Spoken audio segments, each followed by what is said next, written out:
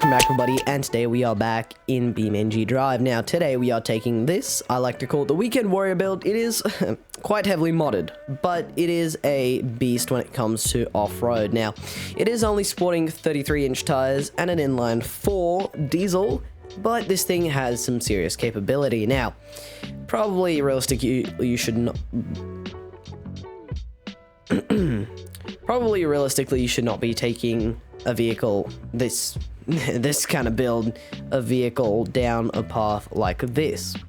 Now, of course, we are though, you know, just to prove the Americans wrong that you do not need 40-inch tires to drive over some little rocks. Now, we are going to be trying to get to the, I think it's a telecommunications tower on a hill behind this hill. So we actually have to cross 2 hills, and we'll see if we can make it all the way up. Now, this is just a warm-up. It looks fairly rocky already, but don't worry, there's far rockier coming.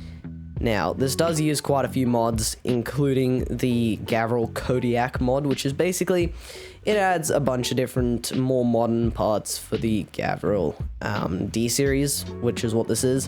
Of course, the D-Series, basically the newest model in the base game, is around the 2000s. This thing gives you basically a more modern version that is somewhere around the 2022 kind of area.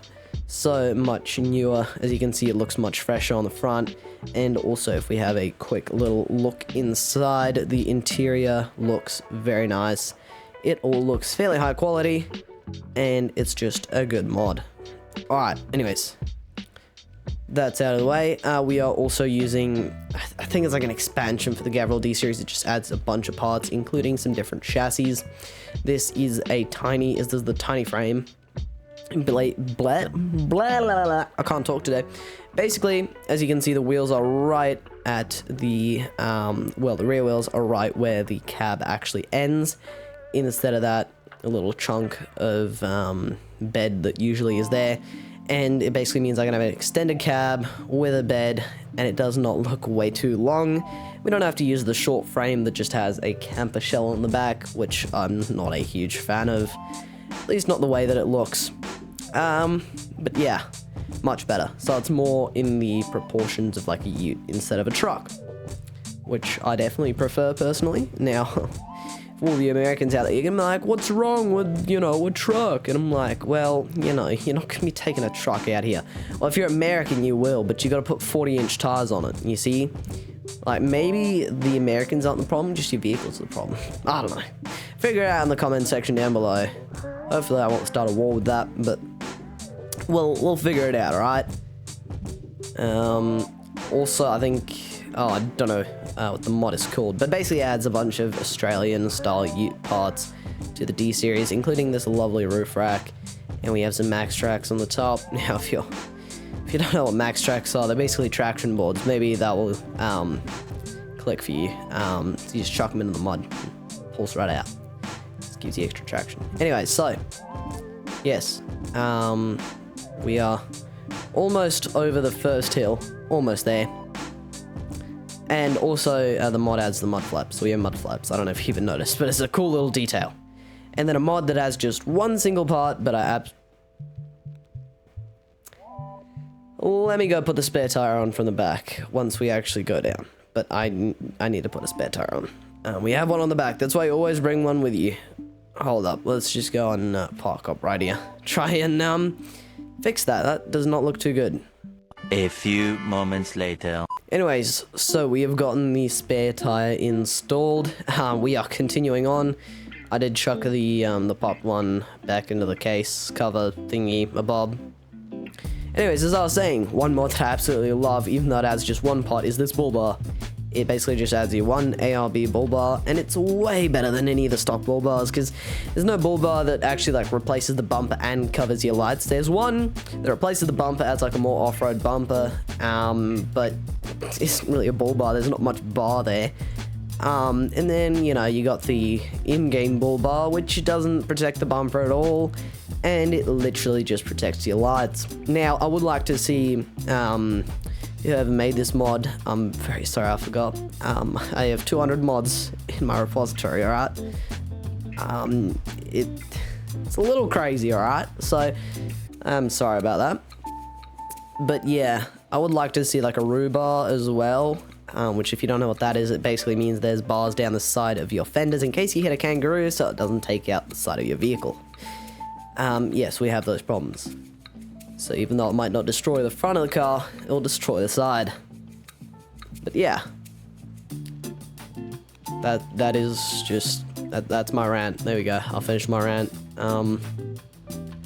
Yeah, this thing is really good fun. Now, if you guys do know a good BeamNG off-road map mod, then yes, please do link it down below. Try not get any modland maps or any paid maps. That'll probably be the best. You know. A little bit broke right now. So if you do want to support me, make sure to like and subscribe. It helps out a ton and it costs you absolutely nothing. You just have to create an account, which is also free. It will help you access a bunch of other features. Now, moving on though. A little bit bumpy here, but nothing this thing can't handle. Now, we do have some pretty gnarly tires on this thing, as you can see. So hopefully it is going to be able to get some grip on these rocks. Now, that's where we have to end up. It looks pretty innocent, but trust me, it is not innocent. It gets very, very bad. Now, these are only 33-inch tires, as far as I know. And in Australia, the biggest legal tires are 37s, right? And I was showing one of my other trucks to GWR, one of my American friends. Go check out his YouTube channel. Now, yeah, I was showing him the truck, and he was like, well, you should probably put some bigger tires on it, yo. Because, you know, I made, like, a custom truck build. And, yeah, so he said put some bigger tires on it, and I was like, yeah, you might be right. And he was like, well, they look too small, and I'm like, well, these are 35s. They're the second biggest tires you can get in Australia. So, you know, like, 37's the biggest you can really get here legally for the road. And so, yeah, so maybe for you Americans, these tires are tiny, but here they're actually quite big. Alright. We do have rock sliders on here, very, very important. Now, in BeamNG, for some reason, I have not found an option to put underbody protection on the D-Series. Not sure why. Why there is no bash plates for the T-Series. Honestly, we need bash plates for the D-Series. Now, we'll just pretend we have bash plates, because you'll hear a few scrapes. And, realistically, that would be your drive shaft out of the chat. But, well, not a scrape, but a little dink. Yeah. Or you could, your oil pan would start leaking. In BeamNG, it can happen that your oil pan will start to leak, but you gotta give it quite a decent nudge. At least most of the time. But realistically, like a little scrape would be enough. We do have double wish on the front and 3-link live axle on the rear. This is by no means, by the way, by no means at all a crawler build. This is a off-road build. This thing is made more for like Tassie swamps and muddy forest tracks, not for huge rock climbs. Now, we don't have a muddy Tassie map here in BeamNG. If you don't know what Tassie is, it's Tasmania, a little lonely island below Australia. But yeah. We definitely need some better mud physics in BeamNG. The mud is not what I would call necessarily realistic. There you go. Maybe a good way to put it there. Oh. This is an inline 4 diesel, but I mean these days, at least in Australia, you can't really get much more than an inline 4. You have to get yourself like maybe the Toyota Land Cruiser still has a V6. That's really the biggest you'll get. Or the Ford. Otherwise, it's all just inline 4s. If you're in America, you might not believe that, or it might be the same. Not sure. But yeah. This is actually a 2.8 liter. Like the Hilux, for example, is a 2.4 liter. It does have an electric engine in it to assist with like acceleration and stuff as well. This does not, I'm pretty sure.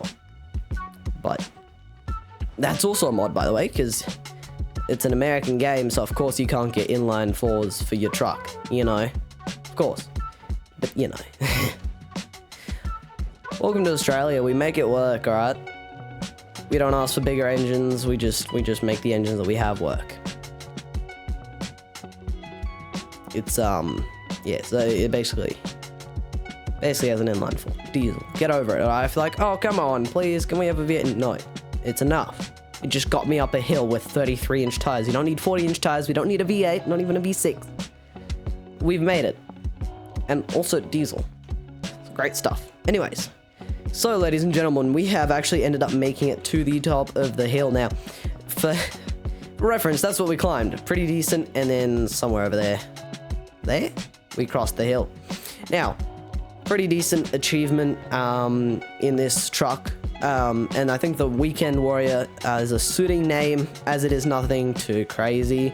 But yet, look at that. It just, well, I wouldn't say walked, but it just made it up this path without damaging the bodywork too much at all. Up that with 33-inch tires. Once again, 33-inch tires, no 40-inch tires, nothing like that. 33-inch tires. It is not a crawler by any means, and it doesn't even have 3-link on the front. It is full-on double wish on the front, and then 3-link just on the back. Anyways, with that, ladies and gentlemen, hope you enjoyed. Make sure to like and subscribe. It helps out a ton, and I'll be seeing you in the next one. Peace.